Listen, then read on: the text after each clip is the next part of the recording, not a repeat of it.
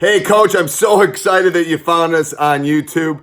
I've been coaching for 30 years, put a lot of videos up there for you to use. I hope you're enjoying them. Let me know how I can help you in this great journey. Coach, this guy, he's pretty good. I think he's playing for the Bucks this year. But let me help you. You know, I've been through it. I've won a lot of championships. You can see behind. Run one of the best high school programs in the country.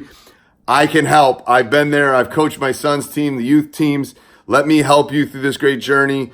Teachhoops.com is the answer. One-on-one calls, office hours, resources, you name it. We got it. We can help you. I have been there. So let me help you through this journey. So go over and check it out. Enjoy the video. All right. Welcome to Coach Unplugged.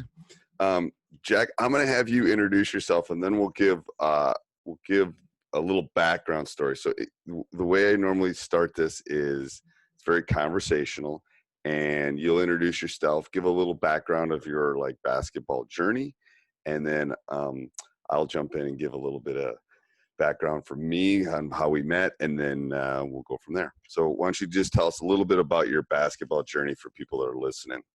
All right, sounds great. I grew up in New Jersey, played high school ball in Jersey. Was never really the kind of athlete that was able to make a career playing college ball or go anywhere to play college ball, but I always wanted to go to the University of North Carolina. So I went down there and majored in business and tried out for the JV team, got cut a bunch of times. But when I was in grad school at Carolina, I was lucky enough to help out with the junior varsity team down there as a graduate assistant coach. After school, went to work in public accounting for 2 years and essentially got fired twice from two different places. So kind of had to figure out a different way to make a living and realized that that's kind of the kick that I needed to get back into basketball. So I called the guys at Carolina, and Hubert Davis was nice enough to put me in contact with my current head coach, Bill Robinson, who's at Milligan College. So I just finished my third season at Milligan as an assistant coach. And it was the greatest move that I've ever made. So happy doing it. So yeah, so it's a door closed and another door open, basically, is what happened.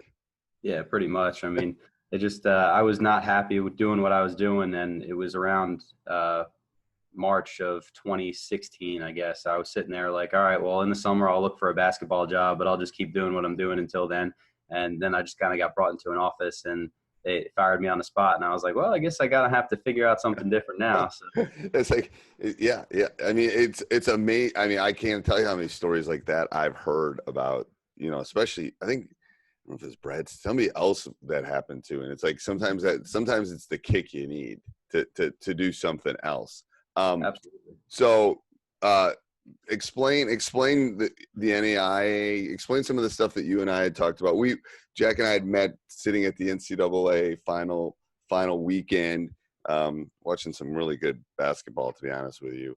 And we were sitting right next to each other. So explain to people kind of your school, the NAIA. I think there's a lot of people who don't understand the difference between NAIA and NCAA, and kind of, you know, what your responsibilities are being an assistant coach at that level.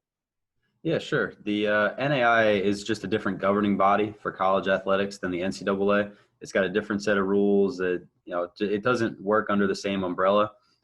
So for example, there's no recruiting calendar for NAIA. We can talk to recruits from the time they're freshmen in high school to all the way to the time they're a senior. There's no contact, non-contact period, anything like that.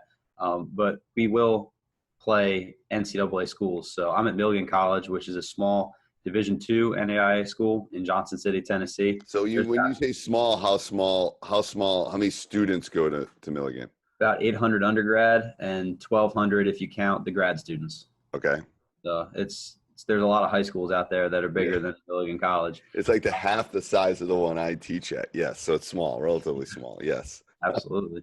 But we will compete against some Division I NCAA teams. So we'll play UNC Asheville, Troy, William and Mary, App State, teams like that, Middle Tennessee State. We were actually Middle Tennessee State's first home game after they beat Michigan State in the tournament back in 2016, I guess that was. So we do play a high level of talent. It's just a different governing body. So we're in the Appalachian Athletic Conference. The NAIA has their own national tournament. There's 32 teams that get to go to the national tournament. Division I, 32 teams that get to go in Division II. And the NAIA is actually going to merge not next season, but the season after that, from 2 divisions down to 1. So it'll be a 64-team tournament after that. Oh, it will be. Yeah. And is there a Division III in NAIA? No, there's not. So there's only about 70 some odd teams in Division One, and there's about 155-ish teams in Division Two. So that's kind of, I think, part of the reason that they're merging is that 32 teams out of 70 something making the tournament isn't really an accomplishment for Division One. Right. At the same time, if you add in the Division Two teams, it becomes over 200 teams, and that boiled down to 64 is more of a better percentage, I guess, to make the postseason. William & Mary's a gorgeous school. My son's looking at William & Mary to go to school. That's a great school. It really is. My cousin's there right now, actually. He It's loves really it. hard to get into unless you live there, I think. If you're in out of state, I think it's even harder. I applied when I was in high school, and they waitlisted me. So that I remember seeing it. In my sweep, I definitely remember seeing it. All right, so good. So that's some background stuff. So let's talk some basketball stuff. This would be a lot more enjoyable for people to listen to. Do you have a coaching philosophy? well, I'm still pretty young relatively, so I kind of just mirror the guys that I've been with. So there's a lot of guys that have kind of helped me through the journey so far. I mean, I grew up playing for my dad, so that's kind of why that I even wanted to get into coaching, was that I wasn't just there to play. He taught me to think about the game differently. Right. I went to Carolina. Hubert Davis, like I said, was the head coach of the JV team while I was there. So that style, that kind of Carolina influence is there. And Coach Robinson has done Carolina camp since Coach Williams has been back from Kansas. So the last 13, 14, 15 years now. So there's that huge Carolina influence. But one of the things that, because we play such a variety of talent here at Milligan, we have to believe in variety and change. We can't do the Bob Knight, we're going to run the motion offense and we're going to play man-to-man and we're just going to be better than than you are, because it's not going to happen. We play teams from Middle Tennessee State all the way down to Toccoa Falls Bible College. Right. So you can't play the same way against both of those teams and expect to be successful against both. Or of be them. competitive, let alone successful. Right. Yeah, I mean, we just need to be able to do a bunch of different things and make it hard to prepare against us and be able to kind of control tempo. We want to be able to grind it out and play slower against William & Mary, but at the same time, if we're playing Johnson Bible College, we want to be able to push the pace and try to run a team out of the gym. So, I mean, it helps us when it comes down to our league play, because there's a lot of different styles within our league too. So this intrigues me, because I've had this issue with my teams too. So is there a way that how do you do that? How do you teach your players or coach your players to be able to do the multiple styles like that? Because that's not an easy thing to do. No, it's definitely not. I mean, it's really hard, especially when you have a young team. When you have a young team, you got to spend a lot of time on the way you want things done.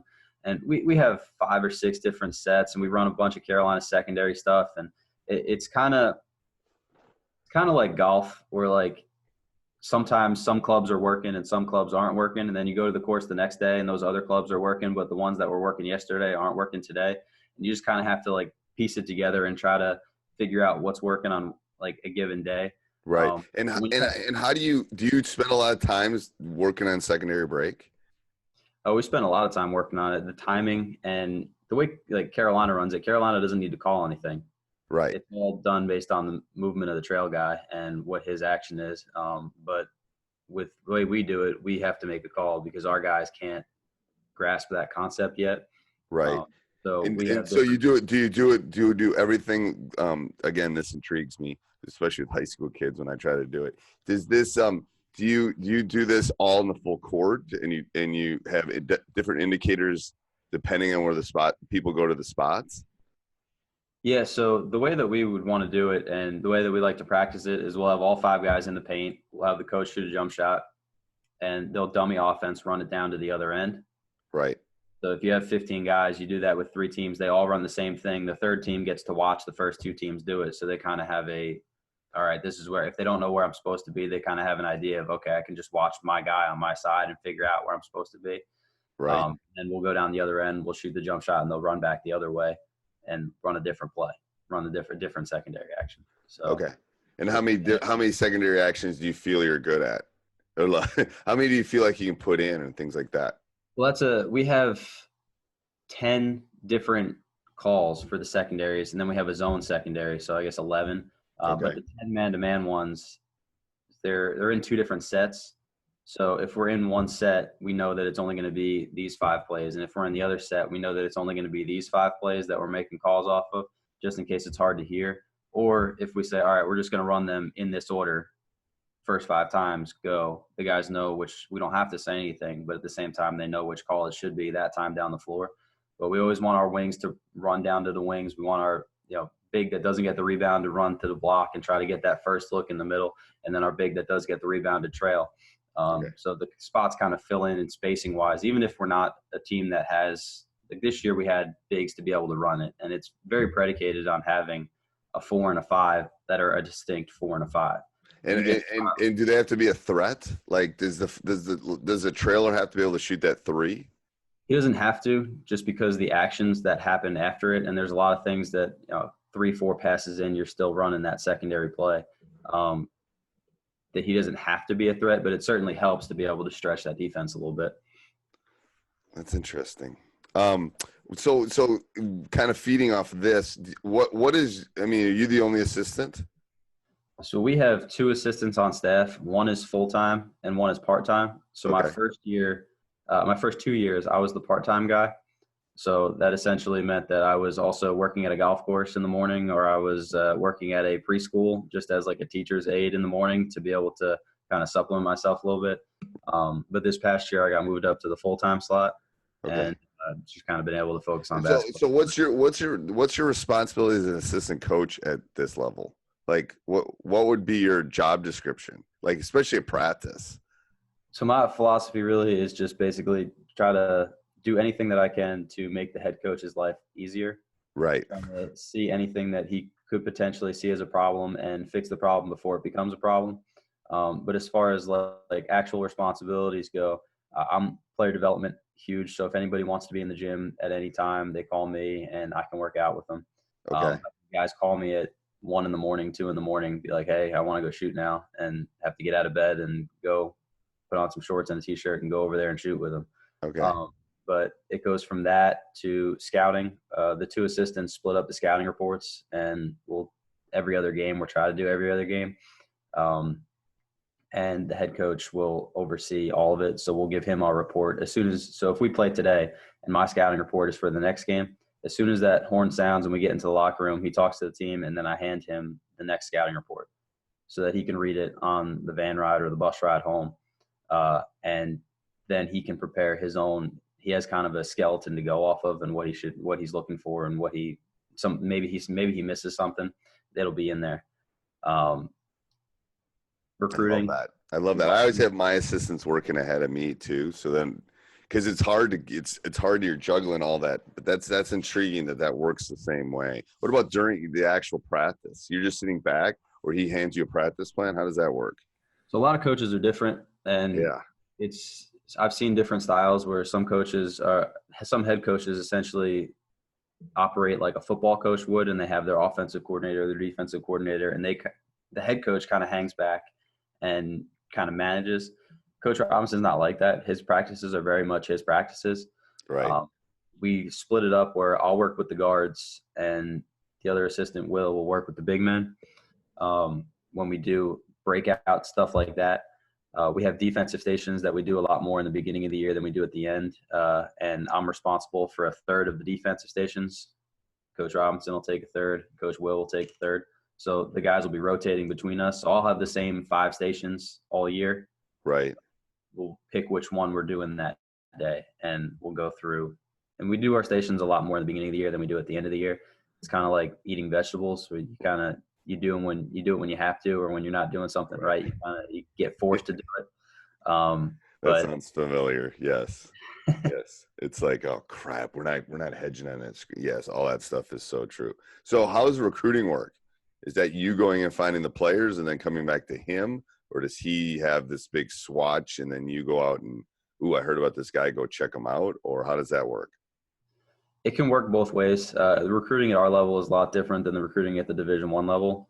We have to kind of evaluate anybody that ever wants to send us anything.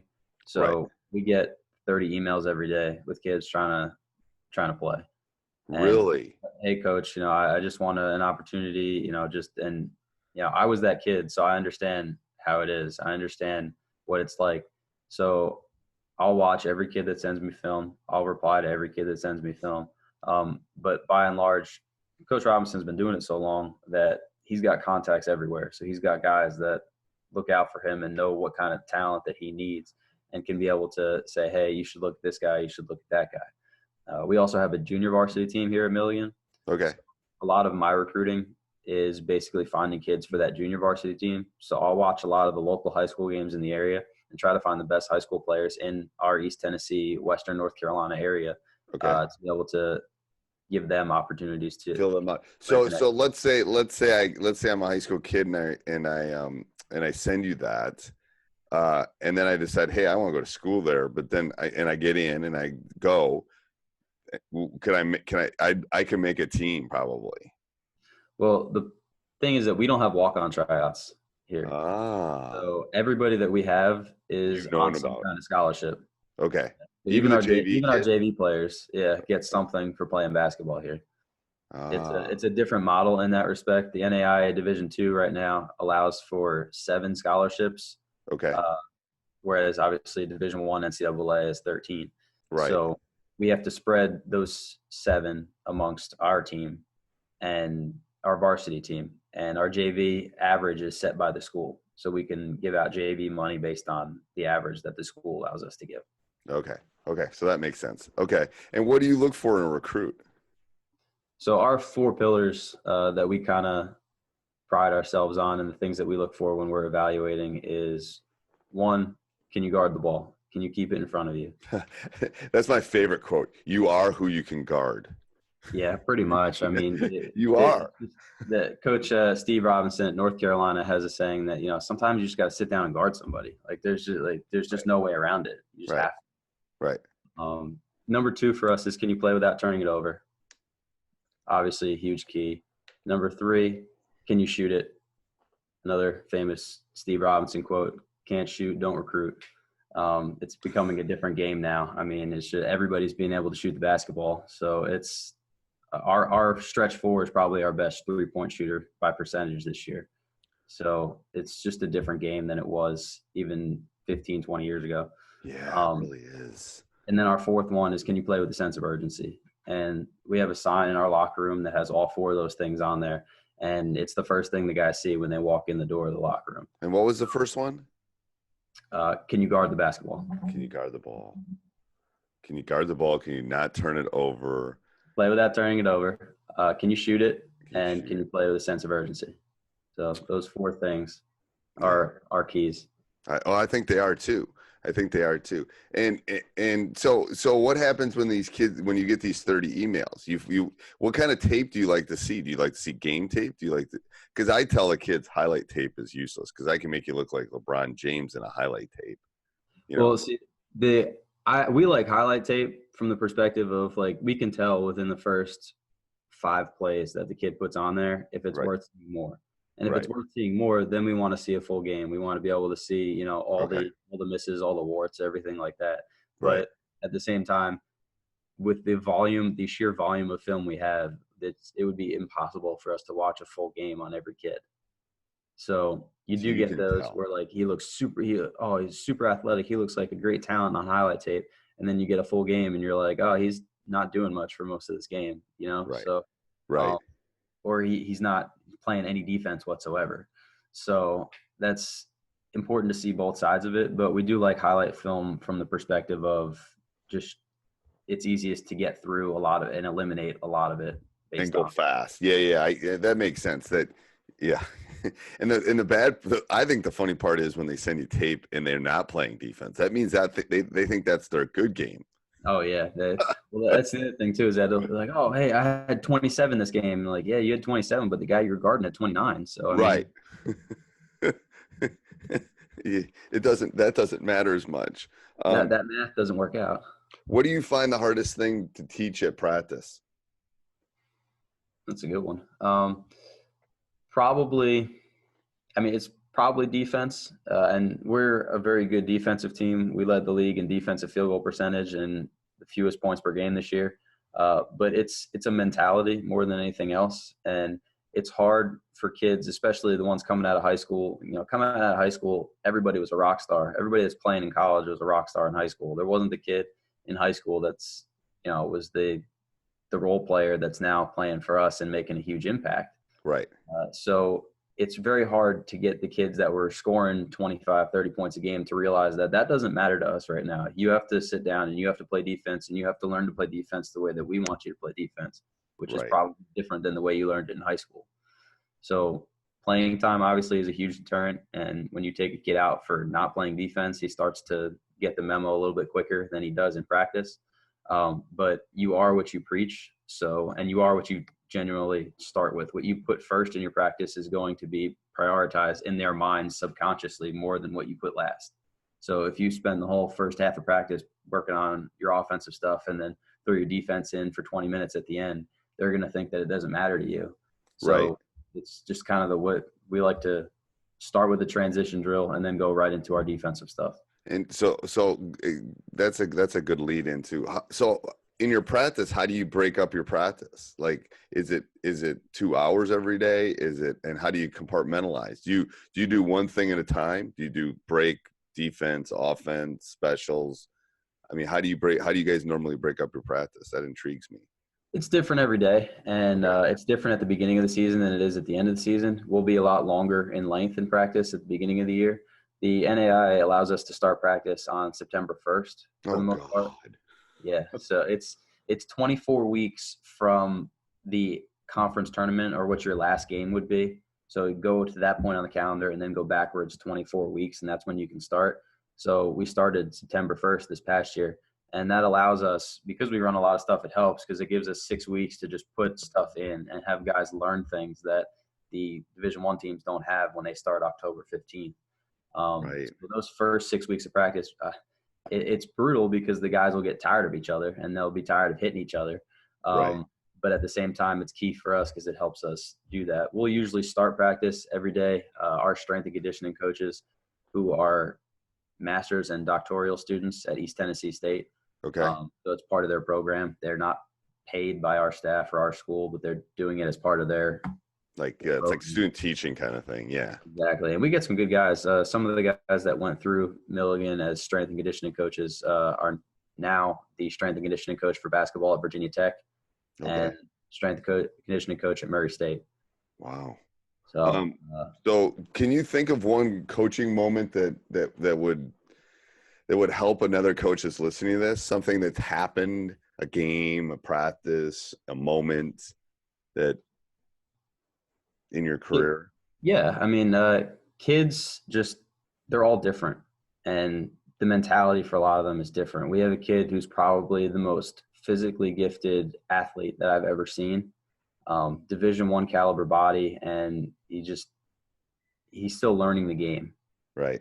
He's a shooter that, without thinking about it, could shoot it from 45 feet just consistently and just not have a problem. Just, he gets in his own little zone and he can get out there and he can make 25 threes in a row. But sometimes he gets in a game and he gets down on himself, and it's just one of those things where he falls into a rut and he can't get back out of it.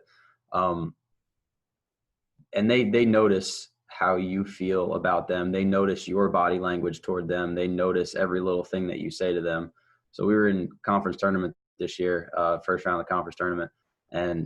But by that point of the year, you whittle your rotation down from 12 to 10 to 8. So we're playing about eight deep. And he's one of the top 8, but he's coming off the bench. He's our best pure shooter, but he's coming off the bench, and he's 0 for his first 3, and he's coming to the bench. His head's hanging down. We come out after halftime, and he goes to check in, and I go over to him and I said, "You're the best shooter in this friggin' conference, and I just wish for one time in your life you believe me."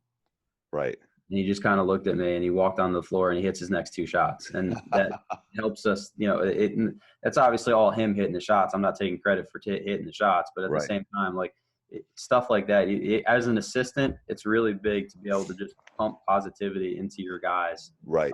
when, because it's not your job to beat up on him or hammer him. It's your job to, after he gets chewed out, to come in and tap him on the back and say, you got this, you can do this. Right. It's good cop, bad cop kind of thing. Exactly. It really is. I'm thoroughly convinced of that. If you could talk to one coach for an hour uninterrupted, who would it be and why? Do they have to be living? No. Coach Smith at Carolina. Okay. Just the program that he was able to build and the way that he was able to build it by always just doing the right thing. And that's probably one of my favorite quotes is from him, saying you should never be proud of doing the right thing. You should just do it. Ooh, I love that. Okay. To be able to be as successful as he was and have the off the court impact the way he did for a lot of people in that North Carolina area. I mean, it would just be very interesting to be able to sit with him. The guy, until his later years, never forgot a name, just straight aces as a person. And you can still see that in that athletic department, there's that Coach Smith influence. And a lot of times when they're faced with a problem in that athletic department today, they'll sit there and go, what would Coach Smith do about this? And he's kind of like the guiding light still for that university. For that thing. Do you have any superstitions? I did when I was a player. I don't have as many now. I played baseball in high school too, and I was insane with some of the stuff that I would do. Before every basketball game in high school, I would tie my left shoe in a double knot and my right shoe in a triple knot. I don't know why. It's just stuff like that. I don't think I'm still superstitious. It's about routine more than it is a superstition. If you think it's going to affect whether you win or lose, then that's an issue. But for me, it's more about the routine. You've got this routine down that you're doing. That's the important part. Right. I mean, I agree. And we're very segmented and structured in the way we have our game day and everything. Everything's the same. We don't want them surprised by anything, right. The way we travel, anything like that. We make sure they know how we're doing everything in advance so that they're not shocked when they get there. I mean, right. It's just, yeah. I don't know why as a player it seems like a bigger deal than it does. That's okay. If you could pick one offense and one defense to run the rest of your career, what would it be?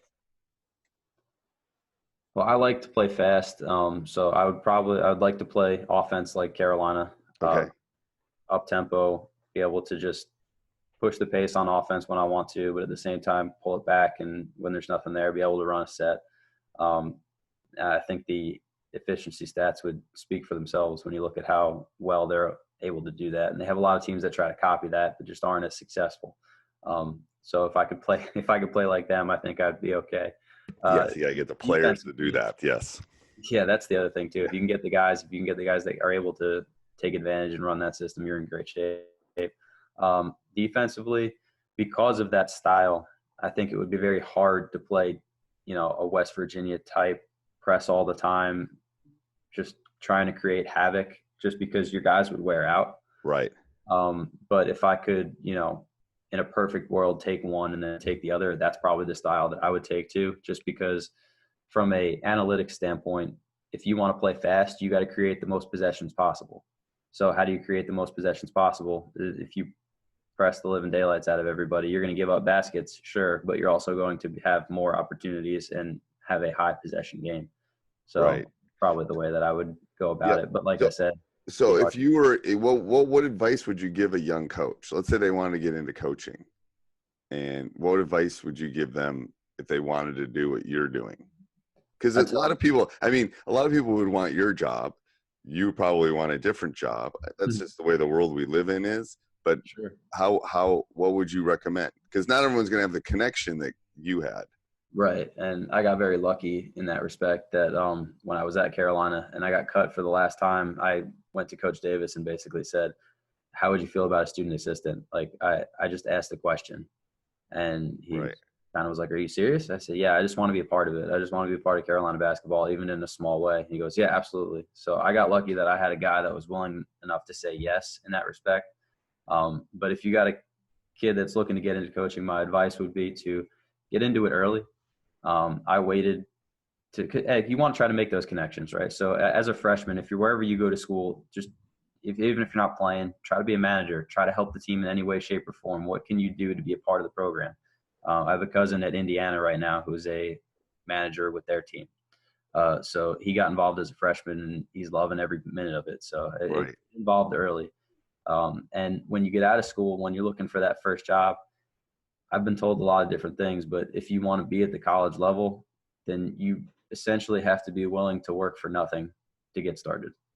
And you have to be able to find a way, like, how badly do you want to do this? You know, you can go into high school coaching and you can have a great career high school coaching, but it's so hard to go from high school to college. It's a very, very small group of guys that are able to make that transition. It's the level that you go into is the level that you're going to make all your connections at. Right. So it's really hard to make that jump. And there's guys that are really good high school coaches. Kevin Boyle out in Montverde down in Florida has coached more NBA talent than probably anybody. Right. And, you know, it's just hard to make that jump. And I'm not sure that he even wants to make that jump anymore. But it's so hard to go from one level to the other. So my advice would be to, you know, how badly do you want to be at that level? Would you be able to work for $5,000, $3,000 a year? Right. You know, and work 80 hours and work 80 to 100 hours a week. Right. You're not getting any overtime. So then there's no, oh, I worked my 40 hours, so I can't do anything. No, that's not the way it is. Well, I think it would be interesting, because I teach statistics. It would be interesting to see the number of fall offs that happen. I would guess it's a lot. I would guess the percentage that starts and the percentage that ends, especially at that introductory level, isn't like 95% of the people don't stick with it. It's kind of it's almost an apprenticeship, or who can actually do all this, you know, dirty work. Right. I'm sure that number is probably, you're right, it's probably that high. One of the toughest things is just trying to figure out ways to make it work. And then, you know, you get that first job, it's really hard to get that next one. You get just trying to get to a spot where you're in a sustainable position where you don't feel like you're losing money every month. You know, you're not living out of a dorm room at 30 years old. You know, it's hard. But if you like what you're doing, it makes it a lot easier. Yes. I think a lot of guys are chasing the pot of gold at the end too. And there's not that many pots of gold, to be honest with you. So you better do it because you have a love of it more than anything. Guys that get into this for the wrong reasons are the ones that usually don't last very long. And there's ones that do. There's ones that get all the way to the top. And, you know, but at the same time, if you're not doing it for the guys, if you're not doing it for the players that you're coaching, and I mean, that's, for me, that's huge. It's just that when I was a tax accountant, I didn't really feel like what I was doing mattered. Right. Making an impact. Of course it did. You know, it has to get done. It's work that has to get done. But at the same time, I didn't feel like I was making an impact on anybody else or helping them in any way, shape, or form. Whereas now I got 30 guys that I'm coaching between the JV and the varsity team here that I feel like I'm making an impact in their life and making their lives better. And And I think that's, I mean, it's like teaching. It's like making an impact on someone's life in a small little way, but it's an impact. I'm not, you know, and everybody, it's, you got to find that reflection. All right. We're going to do a couple of the things I do at the end here. So the first one I call is leave it, change it, or replace it. Okay. So I'm going to tell you something, and then you're going to explain, but you're going to say, I'm going to leave it the way it is. I'm going to change it, or I'm going to replace it. Okay. First one is halves. Leave it. Okay. I mean, a lot of people want to go to the four quarters, and I don't understand why. Why does every game have to be the same? Why do we have to make the NBA and the college game the same game? Why does the NBA, the high school? It's what makes it different. I mean, it doesn't really make a difference. There's media timeouts in the high-level college anyway, so you get that break every now and again. I just think it's a needless rule change that doesn't really. Do you think that's coming? The women did it. And, you know, it's one of those things that I feel like the NIT started doing it. They went to quarters, and usually that's kind of like the testing ground for a lot of different rule changes. Because we went to halves like 2 years ago. Really? Yeah, we're at halves. We're at 18-minute halves. We're not at quarters anymore in high school. And their rationale was it will make me play more kids, and it absolutely, you have to. Right. There's not as many breaks. I mean, there aren't as many breaks. So I got to play more kids, which is good. I mean, I guess at the high school, I mean, to be honest with you, I think you should have everybody should have halves at the high school level. It changes the game. I miss the teaching I miss the teaching part. But that's one thing that I miss. I also feel like it might slow the game down if it goes to quarters, not like substantially, but you're going to have more end of clock scenarios where guys, call timeouts at the end of a quarter to sit there and try to draw something up. Yeah, and people delay maybe a little bit more and do some. I don't feel like it's anything that's worth anybody getting all riled up over. No, I don't think so either. What about the jump ball? I don't mind it. I think leave it is probably, it's just it's kind of that window into the past where this is how the game was played way back then. And I think Naismith said like he wanted it after every basket, and he didn't like the change because he thought that the suspense, it was kind of like the kickoff in football for him, where he just thought it was about the suspense of the ball being in the air and not knowing what was going to happen. It only happens in a college game once a game. I don't like the NBA game where they do it every time there's a tie up. It just kind of seems like a waste of time, especially if a guard ends up tying up somebody big. Like they're not. Right, it ain't gonna happen, especially at the NBA level. Right. I just at least at the high school level, they're so bad at the toss, and it's not even because they don't practice it. Yeah, I don't know. I mean, I'd change it. I'd get rid of it. That's one I'd change. I'd give the home team the ball. Yeah, I don't think it's one that like has a huge impact on the game, one way or the other. And I think that it just happens once, and you get that shot in the championship game of the the overhead camera going right over the middle, and it's a cool shot. So I mean, I don't know, it's one of those things too, optics wise. It just kind of it does, and I like the flash to the pass. That is true. What about the one and done rule? So I've had this opinion for a long time. I would replace the rule with the model that baseball has in college, where you could go right from high school. That's totally fine. But if you go to college, you have to be there for 3 years. Okay. So that kind of would let the LeBron James, the Kobe Bryants of the world go right from high school, not trying to stop the ultimate talent from being there. Right.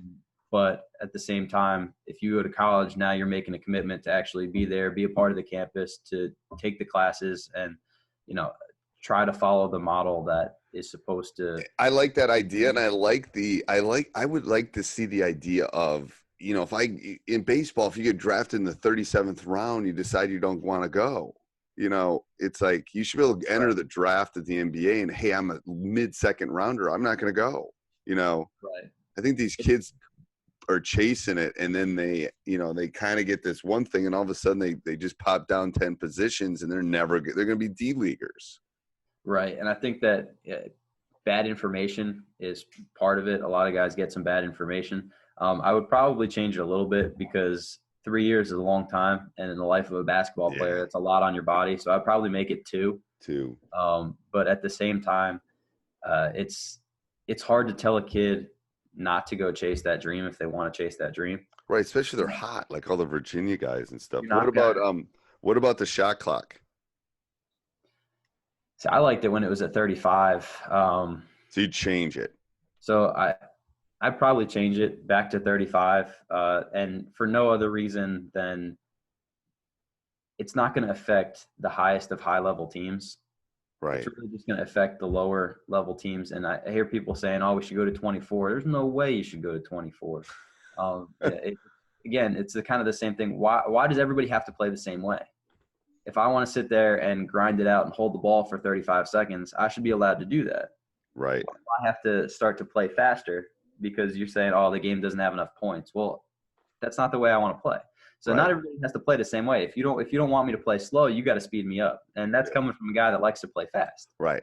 So, it's just, again. I'm going to add that to my argument of why high school does not need a shot clock, because I think everyone shouldn't have to play the same way. And I think there's more chess matches in high school levels than there is at the highest NCAA level, because there is a shot clock. I would agree. And I guess I might be contradicting my point. Yeah. But I think high school needs a shot clock, and even if it's 45, right, then it needs something, because there's a lot of high school games in East Tennessee. Tennessee doesn't have a shot clock either. North Carolina doesn't have a shot clock. There's a lot of games that I sit there and watch, and it'll be the middle of the second quarter, and Team A is playing zone, Team B has the ball, and Team B just sits there and holds it because they're up by 5 points. Right. And they'll sit there and hold it for the entirety of the quarter, and then sit for 4 minutes, pass the ball around and get one shot. So, I mean, like, I see that a lot. So my theory with that is then the defense should come out. If you want to pick up the pace, then come defend. Come get out of that zone. Well, it's not really like if I'm playing defense like that, if I'm playing that zone, I'm sitting there, it's the middle of the second quarter. If I'm only down 5 and I know that I'm getting the ball after the next quarter, like, all right, I'm just going to sit here. You're going to get one shot, and then I'll get the ball, and we'll go try to do something with it. Right, and that's difference with quarters too than halves. You'd have to sit there a long time in halves. Oh, yeah. And selfishly, if I'm trying to evaluate a player that I came to watch, I don't really want to watch him stand in the corner while his team holds the ball out there. So selfishly, if I'm trying to make a decision on whether this kid can play or not, then I want to actually see this kid play. You got to see him play. Yeah, that makes sense. What about the 3-point shot? I would leave it. Oh, I guess I'd probably change it. I'd probably move it back just a little bit more. Okay. I don't mind where it is right now. I don't think it's that big of a deal. But if I had my opinion on it, I'd probably just bump it back a little bit. Even at our level, you see a lot of guys that are stretch 4s and 5s shooting 3s, where I feel like that shot has become overvalued. And I think if you move it back a little bit, I mean, guys will learn to shoot it from further away, but at the same time, it'll take a while to adjust, and it'll decrease that percentage and make you think about whether or not that's actually a good shot. Yeah. I'm convinced the basketball court's getting too small for the bodies we have. The kids are just getting so big. They're so big. It's like we almost have to make it wider. Yeah, and be able to kind of have some spacing a little bit. Yeah, more than. I mean, obviously we could go to the collegiate level. The high school could go to the collegiate level, but I just think I think you almost have to make it wider. And then if you move the 3-point line out a little bit, I just think the bodies are so big. Even you look in our league where there's a bunch of Division I guys, but it's just so condensed and an 84 foot, and the width just does not seem to be big enough. It's got to be huge for you guys, the 84 feet instead of the 94. I mean, if you get a rebound, you make one pass, you're all the way down the court. I mean, it's like 2 dribbles. So it's like, it's too small for the bodies, for the kids and the training and all the things that are happening now. It's too small. All right. So last thing we'll do is what I call rapid fire. So I'm going to ask you a question like, what's your favorite ice cream? And then you're going to give me one answer. Okay. It won't be that, but that's I always use. No explanation, just one answer. Just one answer. All right. Your favorite type of basketball, like brand of basketball? Carolina basketball. No. Okay. So that was, I have not figured out how to word this correctly. So. You meant like the literal like company brand. Like literally brand. Gotcha. The Wilson NCAA solution. Solution. The official like NCAA solution model. Okay. I love the Spalding, but my son loves the Rock he likes the Rock. I don't know. Really? Yeah, it's weird. He's the first person I've ever heard of that likes the Rock. He likes it. He likes the feel of it. He's a shooter. I don't know. No one plays with it. So it's like I said, it's stupid to like that one, but one word to describe your favorite player. Do I have to tell you who the player is? No. Greatest. Okay. One sporting event you could go to. Probably the Masters. I've been to the Final Four a few times, so the Masters are probably. Okay. Favorite pregame meal. Pasta. Okay. One thing you do to relax. Read. One coaching technique do you consider important?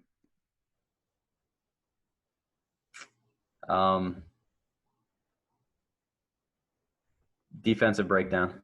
Okay. Best basketball player you've seen in person. Michael Jordan.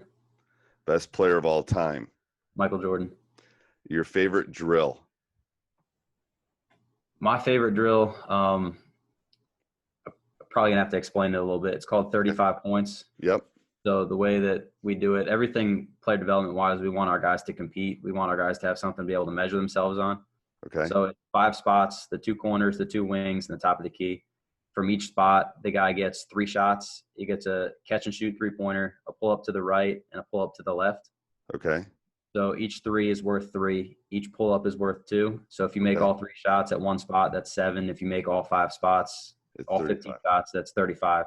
Okay. The way we score it is we want all our guys to be able to get over 20. If you get over 25, then you're a shoot it when you're open type guy.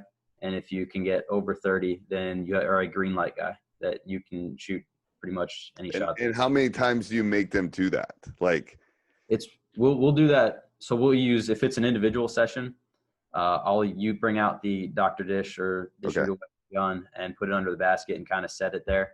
Do the drill with more than one guy and have them compete with each other and have like player A shoot his 3, then player B. No, but what I meant is, what's the criteria for me to have the green light? Do I have to do it once? Do I have to do it 5 times? So you got to prove that you can do it more than 50% of the time. Okay.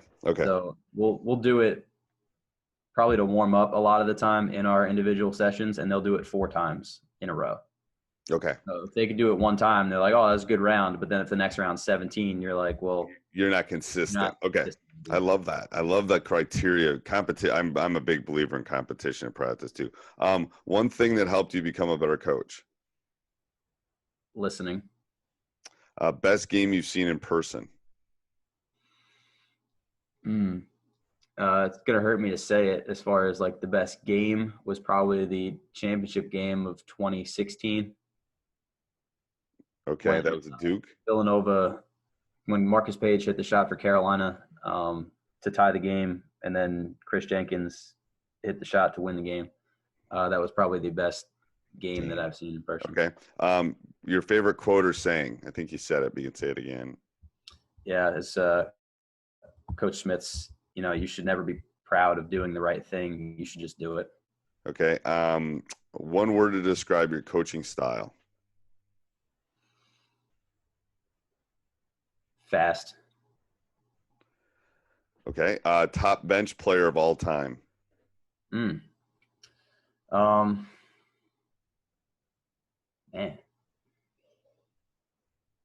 That's a good one. Probably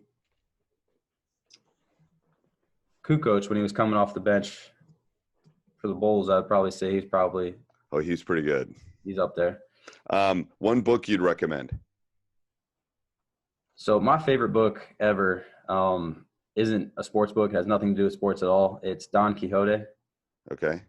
And it's one of those that like a lot of people might have read that in school growing up. It's by Miguel de Cervantes. Again, it's not a sports book, but essentially I identify a lot with the main character. Quixote is an old man with dementia who thought he could save the world from an epidemic of incivility just by acting like a knight. Right. So he would go around in a lot of these normal scenarios and like he would see a windmill and think it was a dragon and you just start trying to fight this windmill. So everybody's looking at him like, what is he doing? Like because they didn't understand. They didn't see the things the way that he saw it. And I feel like there's a lot of parallels to that in the world of college basketball where there's a lot of things that like you see people doing a lot of stuff wrong, but you feel like you're the only guy that sees that, but you have to fight through it and try to just do things the right way and to try to win the right way. I love that. Regardless of how everybody on the outside sees it, because everybody on the outside, all they see is the wins and losses. They don't see how everybody's getting it done. Because I think they only see the wins and losses because that's what their bosses see, right? And the alums see, and it's like, well, yeah, they don't see the graduation rate or what are these guys doing after they leave. Yeah. One thing you would tell a young coach. Hang in there. Because it's going to be hard. There's going to be years that you don't win. There's going to be, a lot of jobs that you try to get that you get passed up for. And it just doesn't work out perfectly for everybody all the time. So you just got to hang in there as long as you can and keep at it. It's like my brother says, who runs a business. It's like, it's no different in the business world. It's no different in any occupation. It's like, it's putting your nose to the grindstone and just work. It's not always going to pay off, but in the long haul, good things will happen. Hopefully the pieces fall together like they're supposed to. That's all you can hope. Well, thanks, Coach. I really appreciate you taking this early morning. I've got my physical today, so all I've been doing is drinking water for like the last 18 hours. So I've been half asleep and haven't had my coffee because I'm having my blood work drawn. But that's what happens when you get old. So thank you again, and let me know if at any point I'll put your contact stuff in the show notes so that anybody that listens to this. And yeah, if you have any concerns or any questions for me, you just let me know. All right. Hey, thanks for having me. I appreciate it. No problem. Enjoy what Talk you're to you doing here, so keep doing it. Thank you. All right. Bye-bye. Bye. Hey, Coach, I'm glad you enjoyed that video. Let me know how I can help you become a better basketball coach. Teachhoops.com is one way that I can do that. I have coached at every level, won lots of championships, lots of rings. Let me know how I can help you become a better basketball coach on and off the court. So check out teachhoops.com for that.